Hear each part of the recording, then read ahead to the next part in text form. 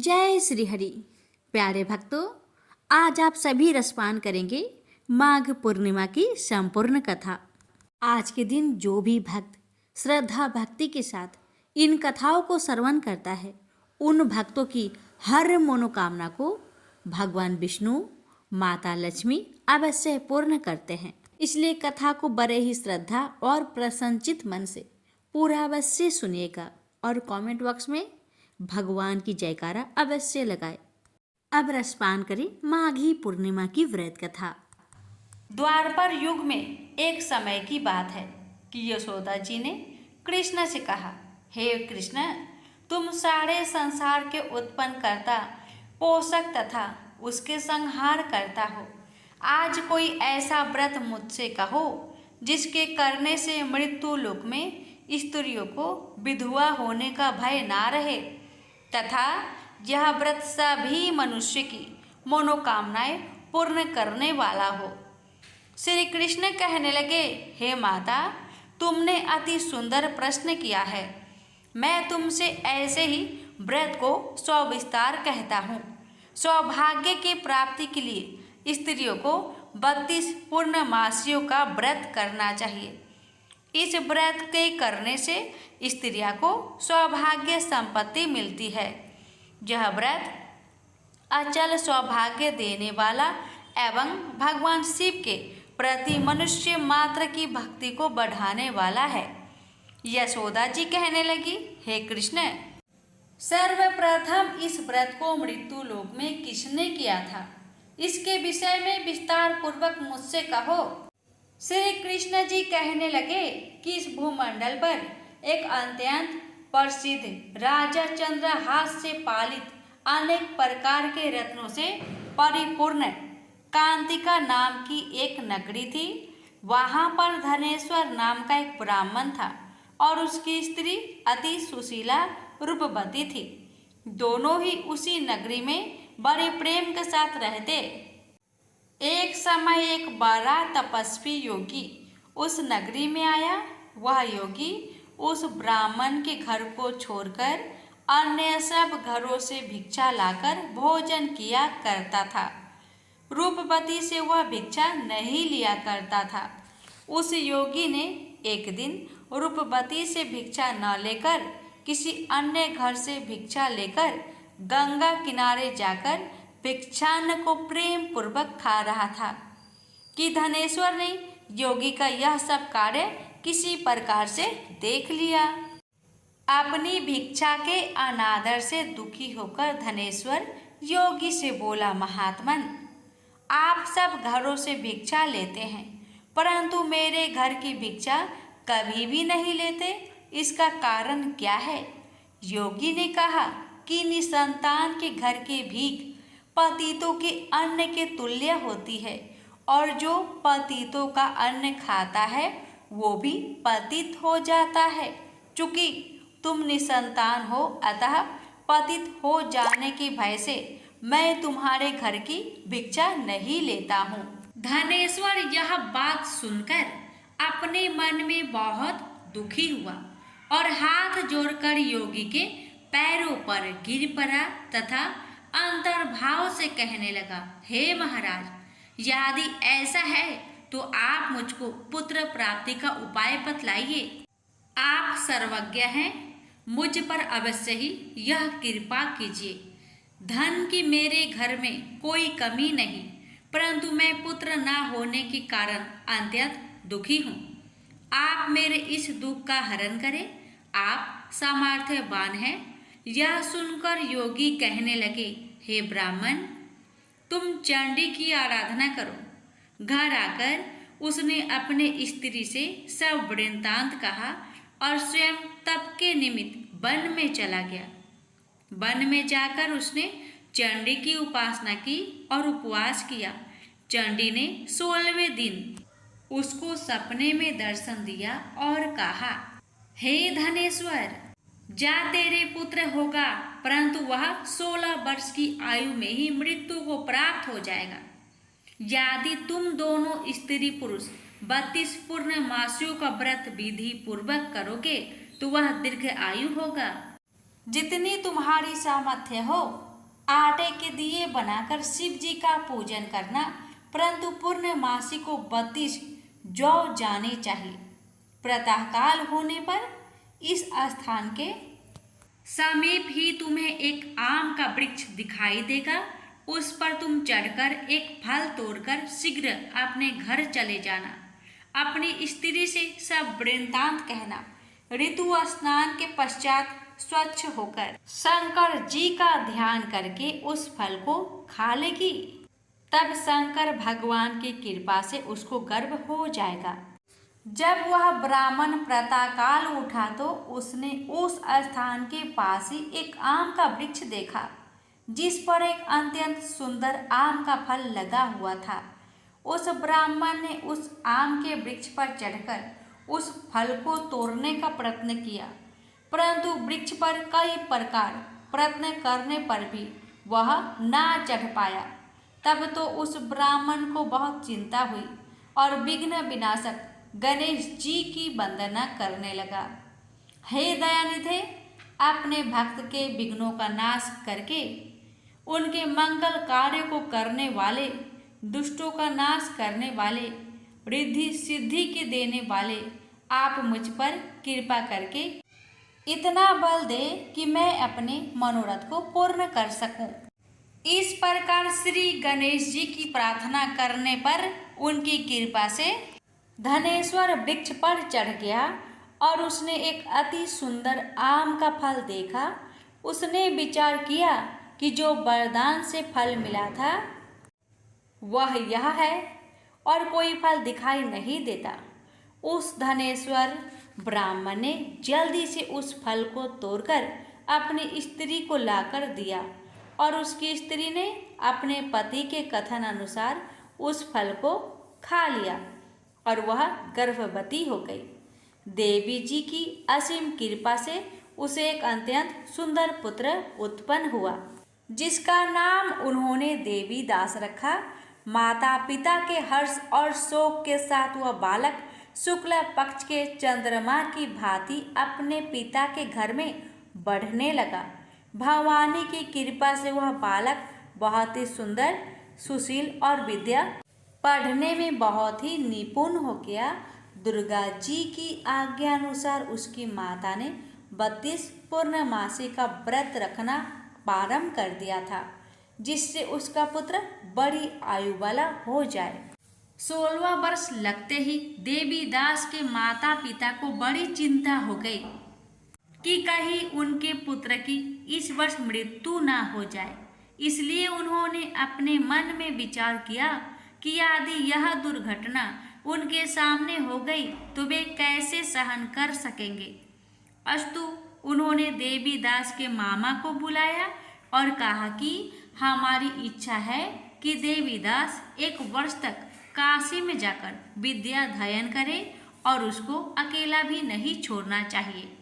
इसलिए साथ में तुम चले जाओ और 1 वर्ष के पश्चात इसको वापस लौटा लाना। सब प्रबंध करके उसके माता पिता ने काशी जाने के लिए देवी दास को एक घोड़े पर बैठाकर उसके मामा को उसके साथ कर दिया, किंतु यह बात उसके मामा या किसी और से नहीं कही। धनेश्वर ने सपत्नीक अपने पुत्र की मंगल कामना तथा दीर्घ आयु के लिए भगवती दुर्गा की आराधना और पूर्णमासियों का व्रत करना आरंभ कर दिया। इस प्रकार बराबर 32 पूर्णमासी का व्रत पूरा किया। कुछ समय पश्चात एक दिन वह दोनों मामा और भांजा मार्ग में रात्रि बिताने के लिए किसी ग्राम में ठहरे हुए थे। उस दिन उस गांव में एक ब्राह्मण की अत्यंत सुंदरी, सुशीला, विदुषी और गुणवती कन्या का विवाह होने वाला था। जिस धर्मशाला के अंदर वर और उसकी बारात ठहरी हुई थी, उस धर्मशाला में देवीदास और उसके मामा भी ठहरे हुए थे। संयोगवश कन्या को तेल आदि चढ़ाकर मंडप आदि का कृत्य किया गया तो लगन के समय वर को धनुर्वात हो गया।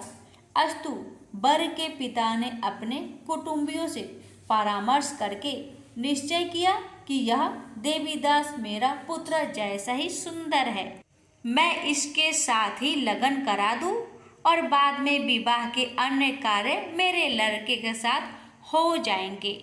ऐसा सोचकर देवीदास के मामा से जाकर बोला कि तुम थोड़ी देर के लिए अपने भांजे को हमें दे दो, जिससे विवाह के लग्न का सब कृत्य सुचारू रूप से हो सके। तब उसका मामा कहने लगा कि जो कुछ भी मधुपर्क आदि कन्यादान के समय वर को मिले वह सब हमें दिया जाए, तो मेरा भांजा इस बारात का दूल्हा बन जाएगा। यह बात वर के पिता ने स्वीकार कर लेने पर उसने अपना भांजा वर बनने को भेज दिया और उसके साथ सब विवाह कार्य रात्रि में विधि पूर्वक संपन्न हो गया। पत्नी के साथ वह भोजन न कर सका और अपने मन में सोचने लगा कि न जाने यह किसी स्त्री होगी। वह एकांत में इसी सोच में गरम निश्वास छोड़ने लगा तथा उसकी आंखों में आंसू भी आ गया। तब वधू ने पूछा कि क्या बात है, आप इतने उदासीन व दुखी क्यों हो रहे हैं। तब उसने सब बातें जो वर के पिता व उसके मामा में हुई थी उसको बतला दी। तब कन्या कहने लगी कि यह ब्रह्म विवाह के विपरीत हो कैसे सकता है। हे देव, ब्राह्मण और अग्नि के सामने मैंने आपको ही अपना पति बनाया है, इसलिए आप ही मेरे पति हैं। मैं आपकी ही पत्नी रहूंगी, किसी अन्य की कदापि नहीं। तब देवीदास ने कहा, ऐसा मत करिए, क्योंकि मेरी आयु बहुत थोड़ी है। मेरे पश्चात आपकी क्या गति होगी, इन बातों को अच्छी तरह विचार लो। परंतु वह दृढ़ विचार वाली थी, बोली कि जो आपकी गति होगी वही मेरी गति होगी। हे स्वामी, आप उठिए और भोजन करिए, आप निश्चय ही भूखे होंगे। इसके बाद देवीदास और उसकी पत्नी दोनों ने भोजन किया तथा शेष रात्रि वे सोते रहे। प्रातःकाल देवीदास ने अपनी पत्नी को 3 नगों से जड़ी हुई एक अंगूठी दी, एक रुमाल दिया और बोला, हे प्रिय, इसे लो और संकेत समझकर स्थिर चित हो जाओ। मेरा मरण और जीवन जानने के लिए एक पुष्प वाटिका बना लो, उसमें सुगंधी वाली एक नौ मल्लिका लगा लो, उसको प्रतिदिन जल से सींचा करो और आनंद के साथ खेलो कूदो तथा उत्सव मनाओ। जिस समय और जिस दिन मेरा प्रांत होगा ये फूल सूख जाएंगे और जब ये फिर हरे हो जाए तो जान लेना कि मैं जीवित हूँ। यह बात निश्चय करके समझ लेना, इसमें कोई संचय नहीं है। यह समझाकर वह चला गया। प्रातःकाल होते ही वहां पर गाजे बाजे बजने लगे और जिस समय विवाह के कार्य समाप्त करने के लिए वर तथा सब बाराती मंडप में आए तो कन्या ने वर को भली प्रकार से देखकर अपने पिता से कहा, यह मेरा पति नहीं है। मेरा पति वही है जिसके साथ रात्रि में मेरा पानी ग्रहण हुआ था। इसके साथ मेरा विवाह नहीं हुआ है। यदि यह वही है तो बताए कि मैंने इसको क्या किया। मधुपर्क और कन्यादान के समय जो मैंने भूषण आदि दिए थे उन्हें दिखाए तथा रात में मैंने क्या गुप्त बातें कही थी वह सब सुनाए। पिता ने उसके कथन अनुसार वर को बुलाया। कन्या की यह सब बातें सुनकर वह कहने लगा कि मैं कुछ नहीं जानता। इसके पश्चात लज्जित होकर वह अपना सा मुंह लेकर चला गया और सारी बारात भी अपमानित होकर वहां से लौट गई। भगवान श्री कृष्ण बोले, हे माता, इस प्रकार देवीदास काशी विद्याध्ययन के लिए चला गया। जब कुछ समय बीत गया तो काल से प्रेरित होकर एक सर्प रात्रि के समय उसको डसने के लिए वहां पर आया।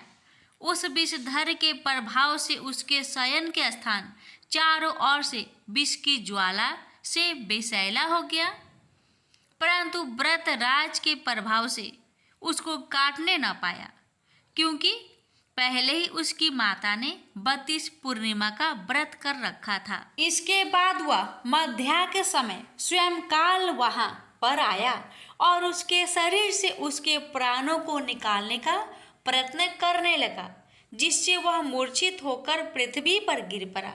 भगवान की कृपा से उसी समय पार्वती जी के साथ श्री शंकर जी वहां पर आ गए।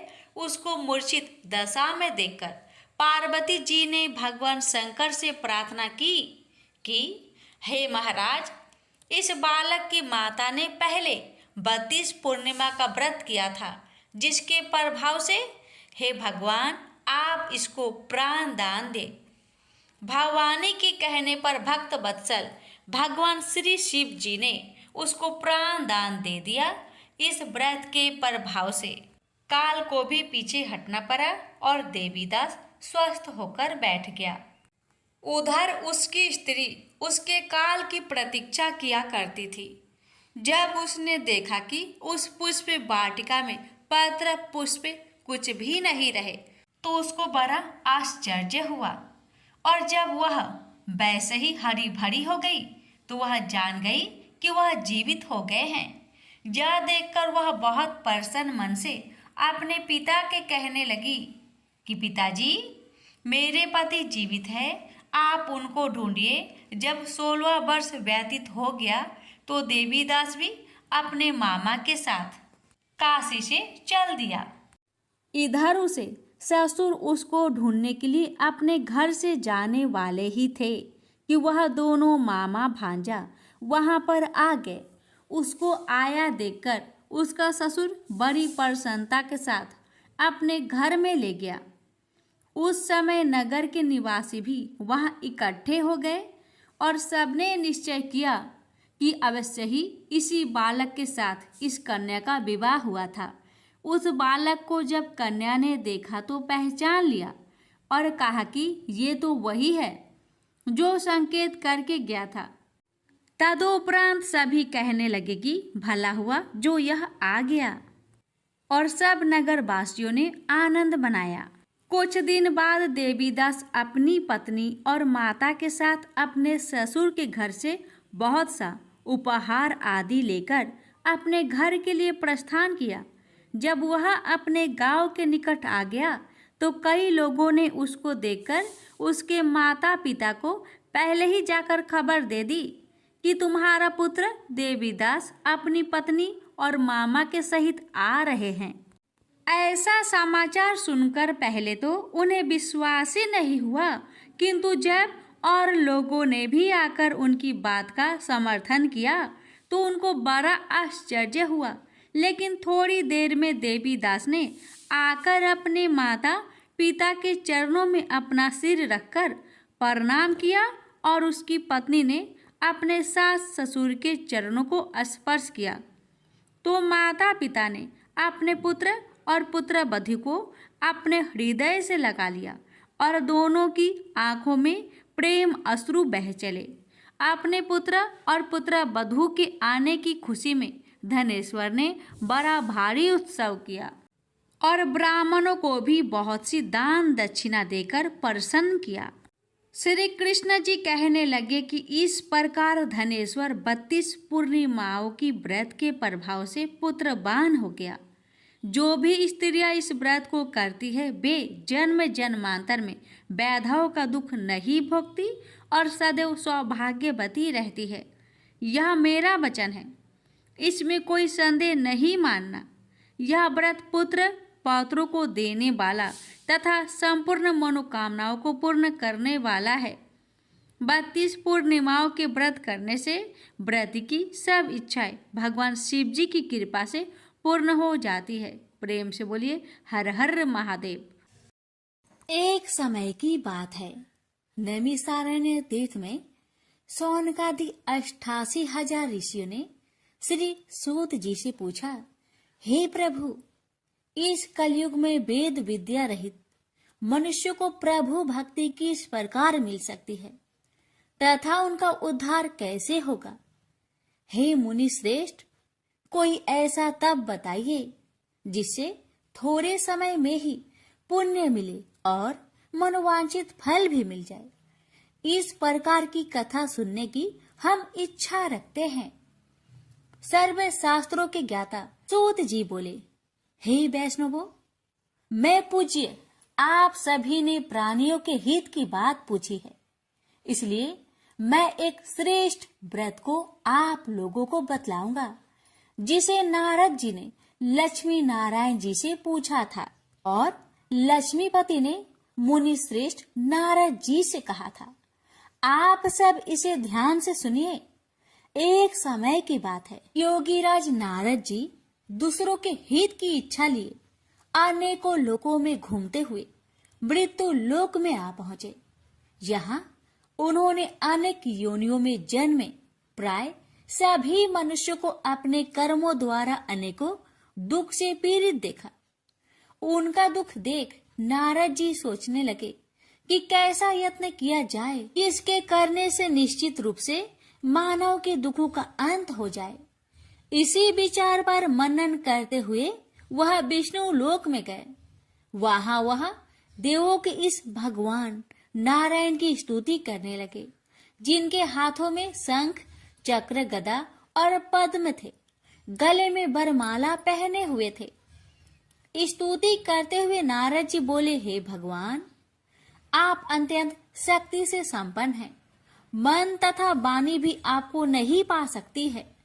आपका यदि मध्य तथा अंत नहीं है, निर्गुण स्वरूप सृष्टि के कारण भक्तों के दुख को दूर करने वाले आपको मेरा नमस्कार है। नारद जी की स्तुति सुन विष्णु भगवान बोले, हे मुनि श्रेष्ठ, आपके मन में क्या बात है?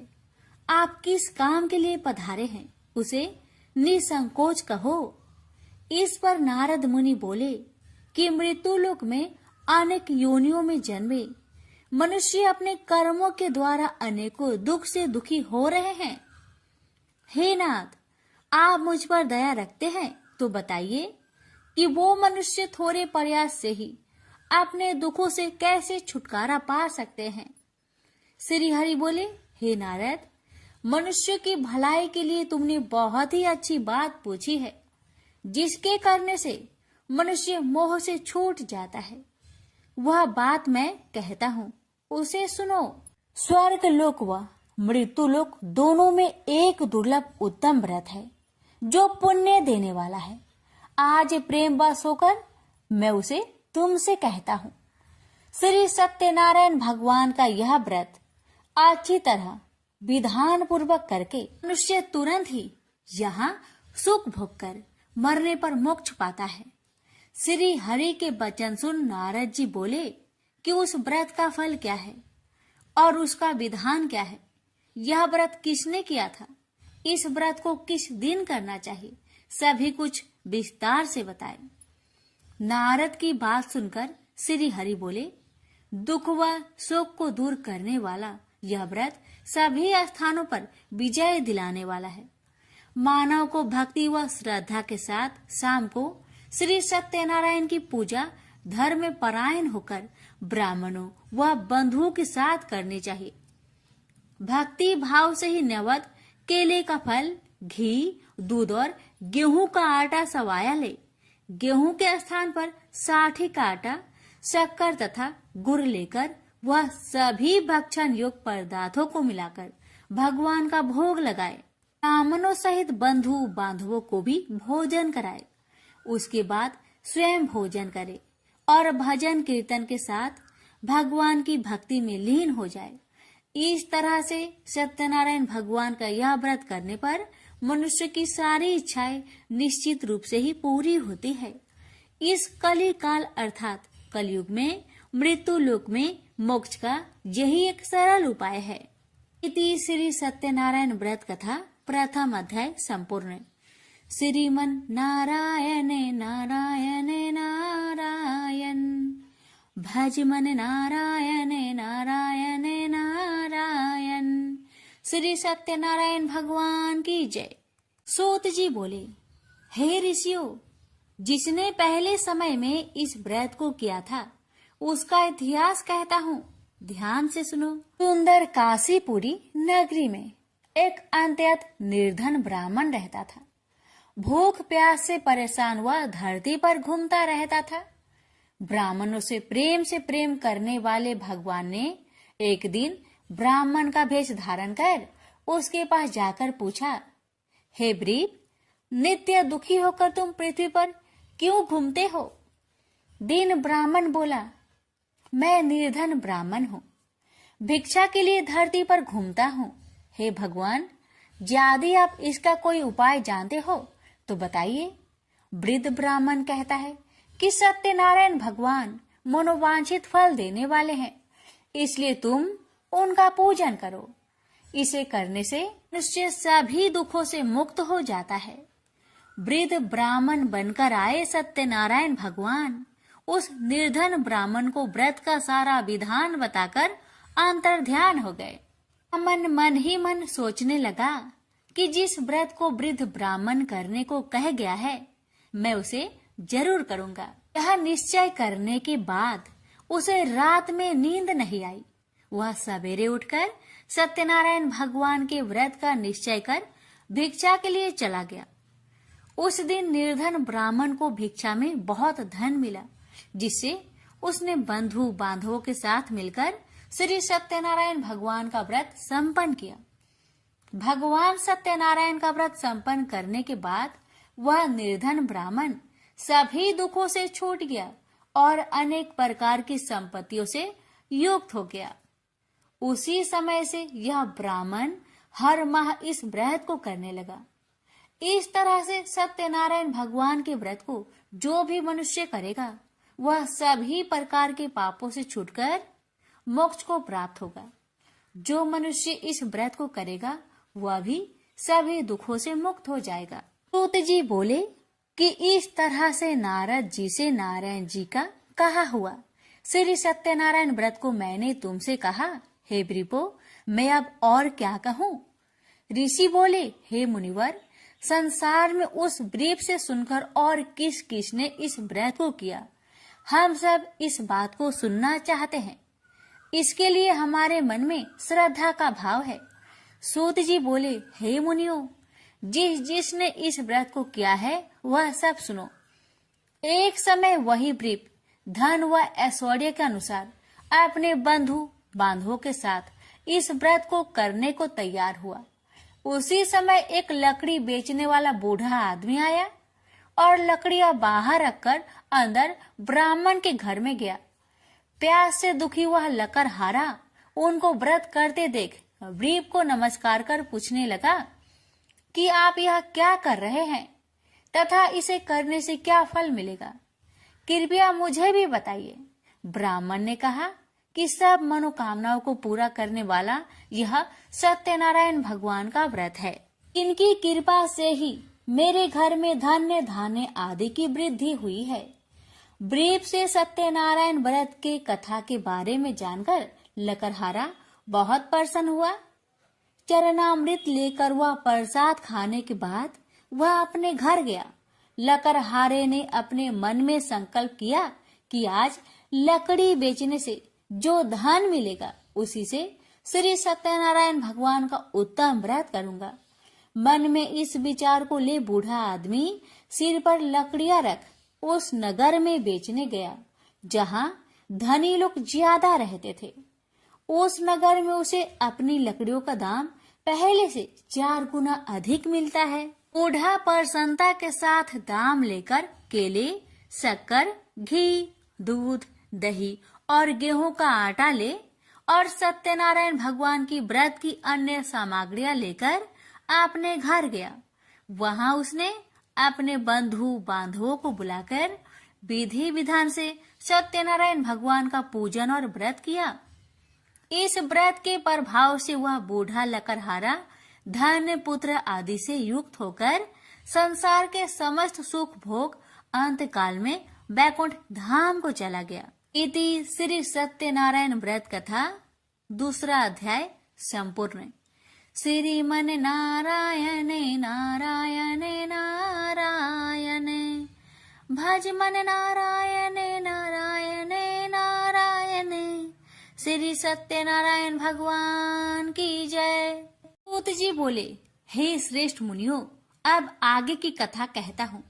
पहले समय में उल्का मुख नाम का एक बुद्धिमान राजा था। वह सत्य वक्ता और जितेंद्रिय था। प्रतिदिन देव स्थानों पर जाता और निर्धनों को धन देकर उनके कष्ट दूर करता था। उसकी पत्नी कमल के समान मुख वाली तथा सती साध्वी थी। भद्रशिला नदी के तट पर उन दोनों ने श्री सत्यनारायण भगवान का व्रत किया। उसी समय साधु नाम का एक वैश्य आया। उसके पास व्यापार करने के लिए बहुत सा धन भी था। राजा को व्रत करते देखकर वह विनय के साथ पूछने लगा, हे राजन, भक्ति भाव से पूर्ण होकर आप यह क्या कर रहे हैं? मैं सुनने की इच्छा रखता हूँ, तो आप मुझे बताए। राजा बोले, हे साधु, अपने बंधु बांधवों के साथ पुत्र आदि की प्राप्ति के लिए एक महाशक्तिमान श्री सत्यनारायण भगवान का व्रत व पूजन कर रहा हूँ। राजा के वचन सुन साधु आदर से बोला, हे राजन, मुझे इस व्रत का सारा विधान कहिए। आपके कथा अनुसार मैं भी इस व्रत को करूँगा। मेरी भी संतान नहीं है और इस व्रत को करने से निश्चित रूप से मुझे संतान की प्राप्ति होगी। राजा से व्रत का सारा विधान सुनकर व्यापार से निवृत्त हो वह अपने घर गया। साधु वैश्या ने अपनी पत्नी को संतान देने वाले इस व्रत का वर्णन कह सुनाया और कहा कि जब मेरी संतान होगी तब मैं इस व्रत को करूँगा। साधु ने इस तरह के वचन अपनी पत्नी लीलावती से कहे। एक दिन लीलावती पति के साथ आनंदित हो सांसारिक धर्म में प्रवृत्त होकर सत्यनारायण भगवान की कृपा से गर्भवती हो गई। 10वें महीने में उसके गर्भ से एक सुंदर कन्या ने जन्म लिया। दिनों दिन वह ऐसे बढ़ने लगी जैसे कि शुक्ला पक्ष का चंद्रमा बढ़ता है। माता पिता ने अपनी कन्या का नाम कलावती रखा। एक दिन लीलावती ने मीठे शब्दों में अपने पति को याद दिलाया कि आपने सत्यनारायण भगवान के जिस व्रत को करने का संकल्प किया था उसे करने का समय आ गया है। आप इस व्रत को करिए। साधु बोला कि हे प्रिय, इस व्रत को मैं उसके विवाह पर करूँगा। इस प्रकार अपनी पत्नी को अवशासन देकर वह नगर को चला गया। कलावती पिता के घर में रह वृद्धि को प्राप्त हो गई। साधु ने एक बार नगर में अपनी कन्या को सखियों के साथ देखा तो तुरंत ही दूत को बुलवाया और कहा कि मेरी कन्या की योग वर देखकर आओ।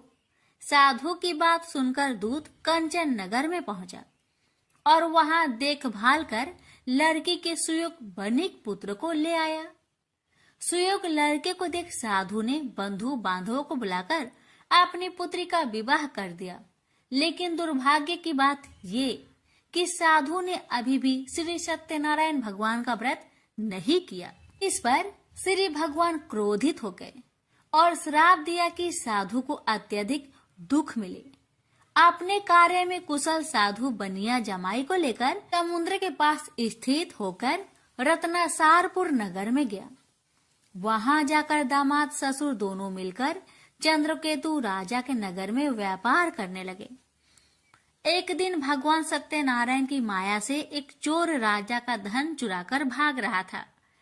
उसने राजा के सिपाहियों को अपना पीछा करते देख चुराया हुआ धन वहां रख दिया जहां साधु अपने जामाई के साथ ठहरा हुआ था। राजा के सिपाहियों ने साधु वैश्या के पास राजा का धन पड़ा देखा तो वह ससुर जामाई दोनों को बांधकर प्रसन्नता से राजा के पास ले गए और कहा कि उन दोनों चोरों को हम पकड़ लाए हैं, आप आगे की कार्यवाही की आज्ञा दे। राजा की आज्ञा से उन दोनों को कठिन कारावास में डाल दिया गया और उनका सारा धन भी उनसे छीन लिया गया। श्री सत्यनारायण भगवान के शराप से साधु की पत्नी भी बहुत दुखी हुई। घर में जो धन रखा था उसे चोर चुरा ले गए। शारीरिक तथा मानसिक पीड़ा व भूख प्यास से अति दुखी हो अन्न की चिंता में कालावती के ब्राह्मण के घर गई। वहां उसने श्री सत्यनारायण भगवान का व्रत होते देखा। फिर कथा भी सुनी। वह प्रसाद ग्रहण कर वह रात को घर वापस आई। माता ने कलावती से पूछा कि हे पुत्री, अब तक तुम कहाँ थी, तेरे मन में क्या है। कलावती ने अपने माता से कहा, हे माता, मैंने एक ब्राह्मण के घर में श्री सत्यनारायण भगवान का व्रत देखा है। कन्या के वचन सुन लीलावती भगवान की पूजन की तैयारी करने लगी। लीलावती ने परिवार व बंधुओं सहित सत्यनारायण भगवान का पूजन किया और उनसे वर मांगा कि मेरे पति तथा जमाई शीघ्र घर आ जाए। साथ ही यह भी प्रार्थना की कि हम सबका अपराध क्षमा करे। श्री सत्यनारायण भगवान इस व्रत से संतुष्ट हो गए और राजा चंद्रकेतु को सपने में दर्शन दे कहा कि हे राजन, तुम उन दोनों वेश्या को छोड़ दो और तुमने उनका जो धन लिया है उसे वापस कर दो। अगर ऐसा नहीं किया तो मैं तुम्हारा धन, राज्य व संतान सभी को नष्ट कर दूंगा। राजा को यह सब कहकर वह अंतर्ध्यान हो गए। अतः काल सभा में राजा ने अपना सपना सुनाया। फिर बोले कि बानिक पुत्र को कैद से मुक्त कर सभा में लाओ। दोनों ने आते ही राजा को प्रणाम किया। राजा मीठी बानी से बोला, हे महानुभावो, भाग्यवश ऐसा कठिन दुख तुम्हें प्राप्त हुआ है, लेकिन अब तुम्हें कोई भय नहीं है। ऐसा कह राजा ने उन दोनों को नए वस्त्र भूषण भी पहनाए और जितना धन उनका लिया था उससे 2 गुना धन वापस कर दिया। दोनों वेश्या अपने घर को चल दिए। श्री सत्यनारायण व्रत कथा का 3रा अध्याय संपूर्ण। श्रीमन नारायण नारायण नारायण, भज मन नारायण नारायण नारायण। श्री सत्यनारायण भगवान की जय। सूत जी बोले, वैश्या ने मंगलाचार कर अपनी यात्रा आरंभ की और अपने नगर की ओर चल दिया। उसके थोड़ी दूर जाने पर एक दंड वेशधारी श्री सत्यनारायण ने उनसे पूछा, हे साधु, तेरी नाव में क्या है?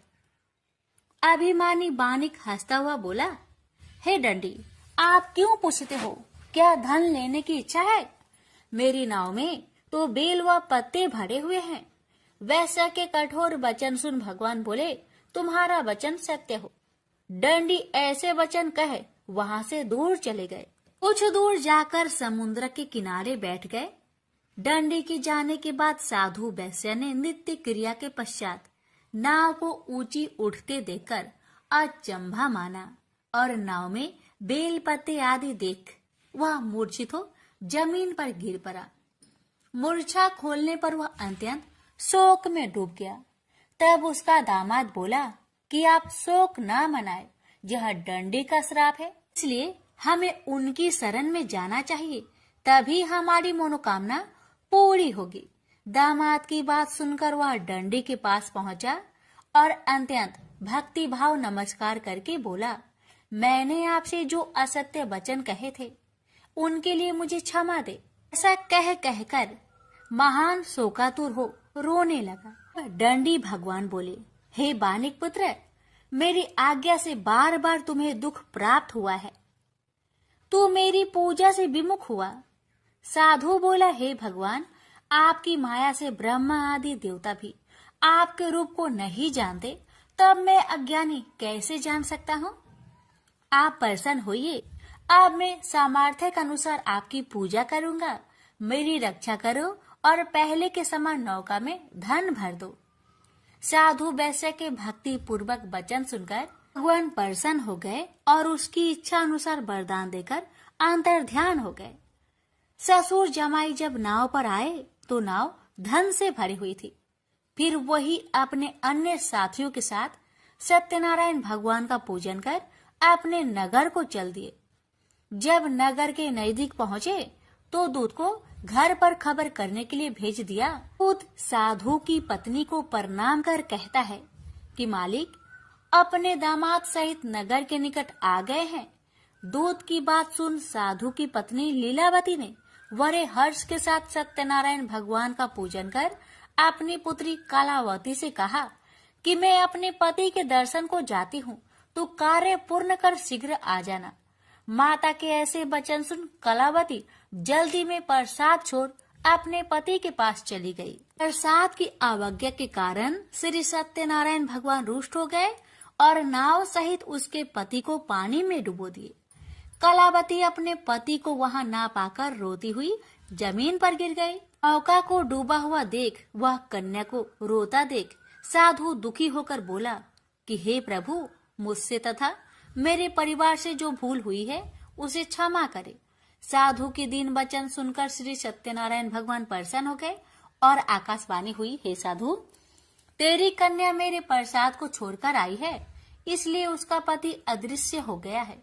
यदि वह घर जाकर प्रसाद खाकर लौटती है तो इसे उसका पति अवश्य मिलेगा।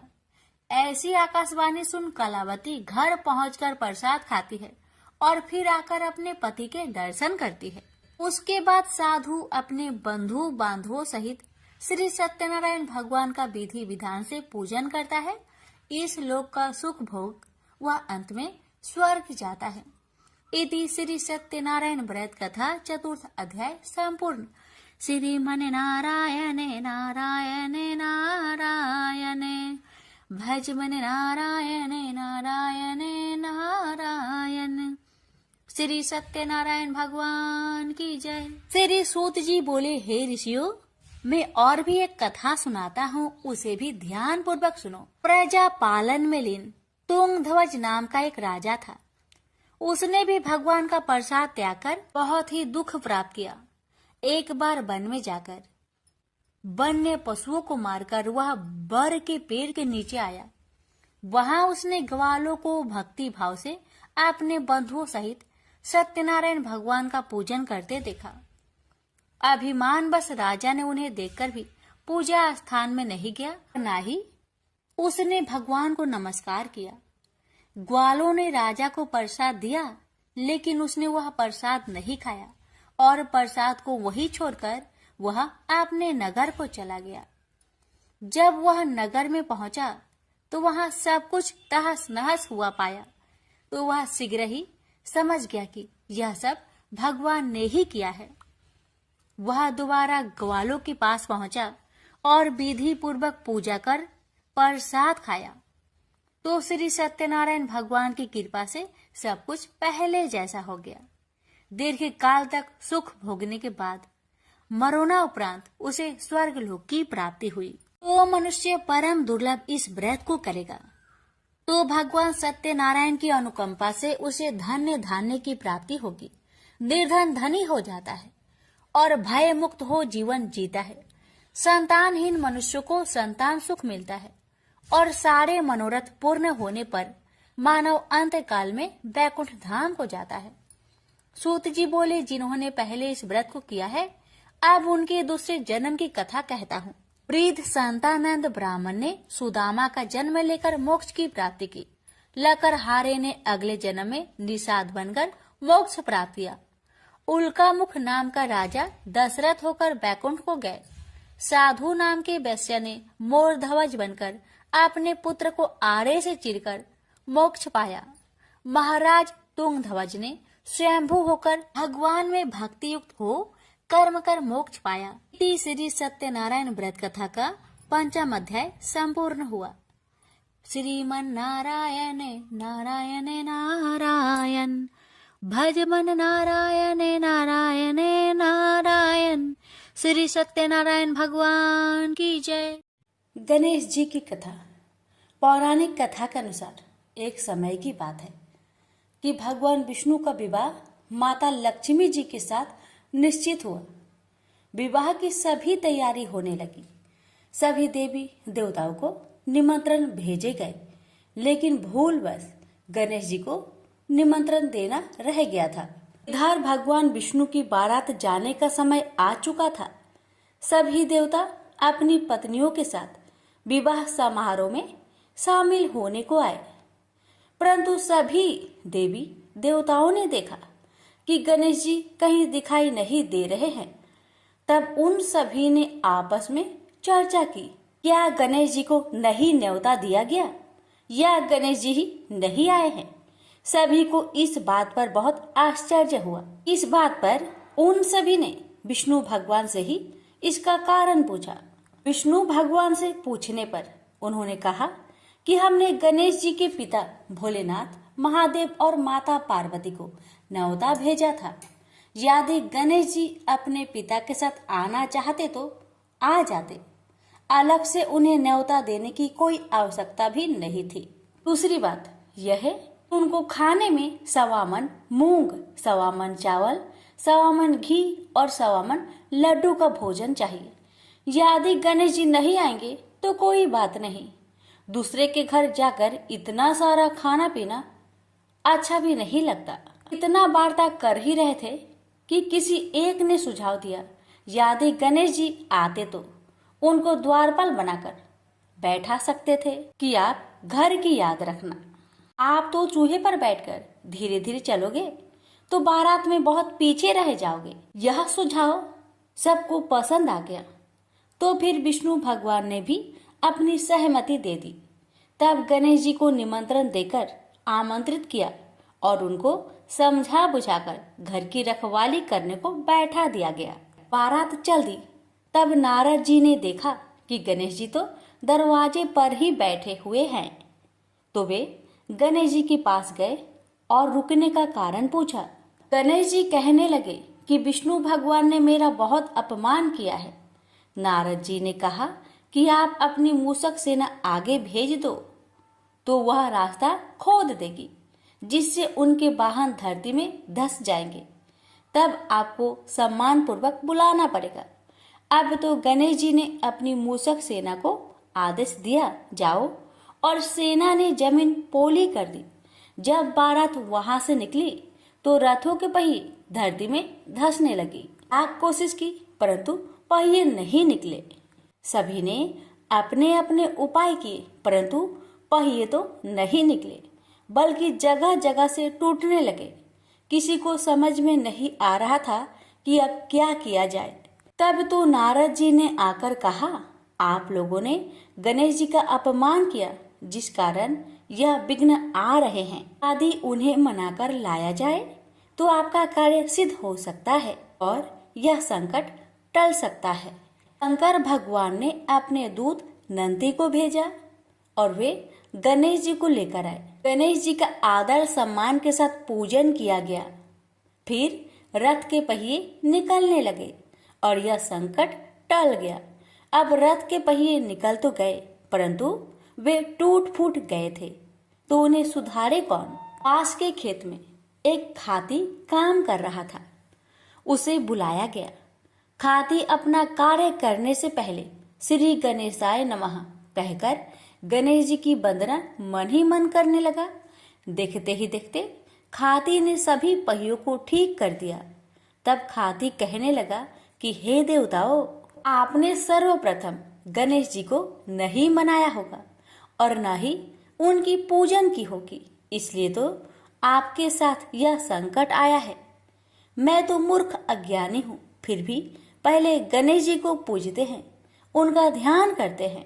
आप लोग तो देवगण हैं, फिर भी आप गणेश जी को कैसे भूल गए। अब आप लोग भगवान श्री गणेश जी की जय बोलकर जाए तो आपके सब काम बन जाएंगे और कोई संकट भी नहीं आएगा। ऐसा कहते हुए बारात वहां से चल दी और विष्णु भगवान का लक्ष्मी जी के साथ विवाह संपन्न करा के सभी सकुशल घर लौट आए। हे गणेश जी महाराज, आपने विष्णु को जैसा कार्य सरियो ऐसा कार्य सबको सिद्ध करिजो। बोलिए गजानन भगवान की जय।